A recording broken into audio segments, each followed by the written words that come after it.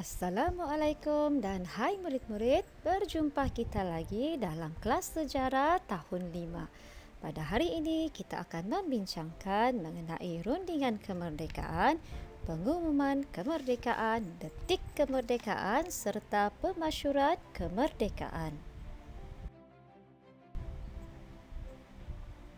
Teras utama kemerdekaan negara kita adalah permufakatan perjuangan menuntut kemerdekaan dalam kalangan pemimpin. Pada tahun 1956, rombongan kemerdekaan telah berangkat ke London untuk berunding dengan pihak British yang pada ketika itu diwakili oleh Lord Allen Lennox Boyd untuk mendapatkan kemerdekaan. Rombongan ke London pada ketika itu diwakili oleh 4 orang wakil Raja-Raja Melayu, iaitu Datuk Abdul Wahab Toh Muda Abdul Aziz atau dikenali sebagai Datuk Panglima Bukit Gantang, Abdul Aziz Abdul Majid, Datuk Muhammad Said Muhammad Said dan Datuk Nik Ahmad Kamil Haji Mahmud. Manakala Parti Perikatan diwakili oleh Tunku Abdul Rahman, Datuk Abdul Razak Husin, Dr. Ismail Abdul Rahman serta Kolonel Henry Lee Hausik ataupun dikenali sebagai Kolonel H.S. Lee. Hasil rundingan ini maka termeterailah Perjanjian Kemerdekaan Persekutuan Tanah Melayu yang dikenali juga sebagai Perjanjian London. Dalam perjanjian ini telah diputuskan bahawa tarikh kemerdekaan bagi Persekutuan Tanah Melayu adalah pada 31 Ogos 1957. Selepas kejayaan rundingan di London, rombongan kembali ke Tanah Melayu pada 16 Februari 1956.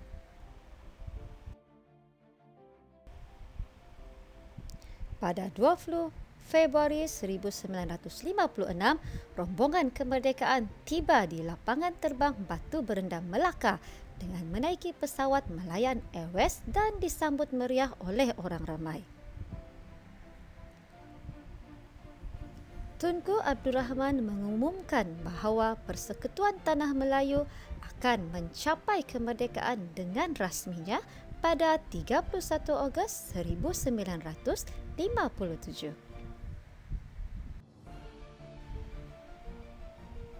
Bendera Union Jack diturunkan pada pukul 6.30 petang pada 30 Ogos 1957 di Padang Bandar Hilir, Melaka. Acara ini disaksikan oleh Pesuruhjaya Tinggi British di Melaka, H.G. Hamed, bersama-sama dengan ribuan rakyat jelata. Peristiwa ini melambangkan berakhirnya penjajahan British di Tanah Melayu.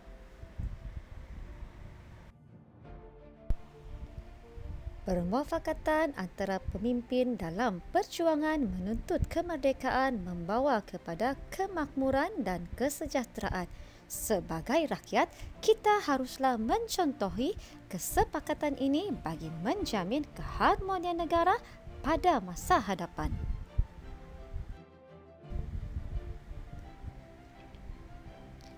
31 Ogos 1957 merupakan tarikh yang amat penting bagi seluruh rakyat Persekutuan Tanah Melayu. Pada detik keramat tersebut, negara kita mencapai kemerdekaan dan berakhirnya zaman penjajahan.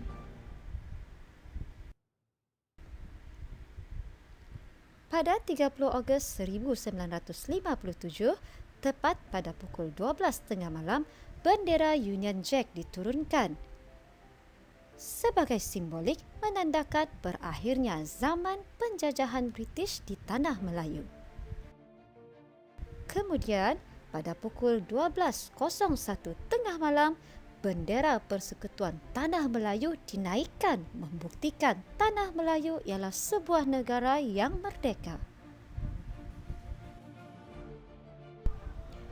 Pemasyuran Kemerdekaan merupakan peristiwa pengumuman kemerdekaan Tanah Melayu pada 31 Ogos 1957 atau dalam bahasa Inggerisnya dikenali sebagai The Malayan Declaration of Independence.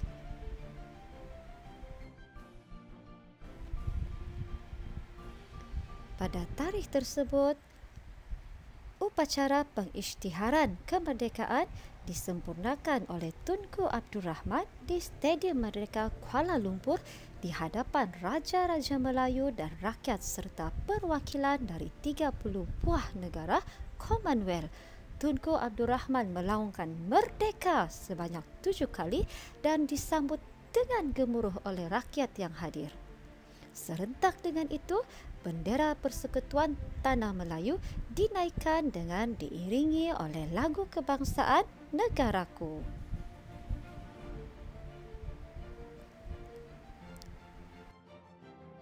Pengisytiharan kemerdekaan membuka lembaran baharu bagi Persekutuan Tanah Melayu sebagai negara yang bebas dan merdeka. Setiap rakyat perlu mempertahankan kedaulatan negara. Semangat cinta akan negara perlu disemai sejak kecil lagi. Perpaduan antara kaum menjadi teras bagi mengekalkan kemerdekaan dan keharmonian negara. Baiklah murid-murid, sampai di sini sahaja pembelajaran kita pada hari ini. Sila jawab soalan yang diberikan dan hantar jawapan anda kepada cikgu. Selamat menjawab dan kita jumpa lagi. Bye.